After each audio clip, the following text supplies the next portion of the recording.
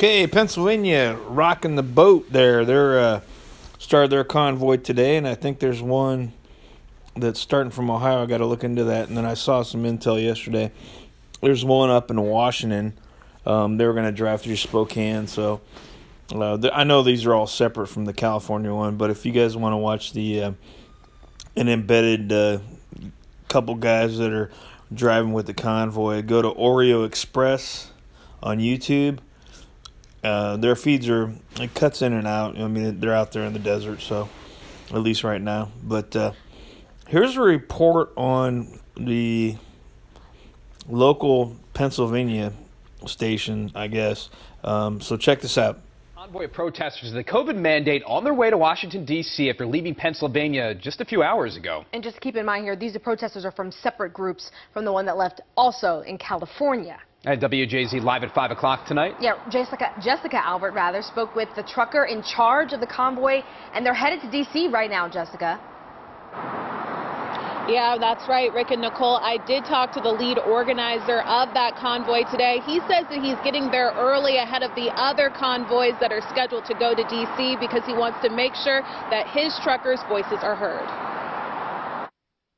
We're going to go around the beltway and choke them like a big boa constrictor. Truckers are making their way from Pennsylvania to Washington, D.C., passing through the Baltimore area on 95 to protest COVID-19 restrictions and mandates. We as Americans have no more rights. We're higher gas prices, mandates, whether we should have a vaccine or wear a mask. That's the voice of Bob Bolus. We spoke to him over the phone as he was driving to D.C. Wednesday. He owns a trucking company in Pennsylvania and is leading a convoy of truckers to the nation's capital. They plan to block traffic on the Capitol Beltway when they get there. We're going to have trucks all around the whole beltway. A lane will be open for emergency vehicles. There are similar convoys coming to the D.C. area over the next week, which local truckers are in support of. I'm hoping they do go out there. I'm hoping they stand there as long as they could until they run their diesel tanks empty. The protests are inspired by ones that happened in Canada for weeks.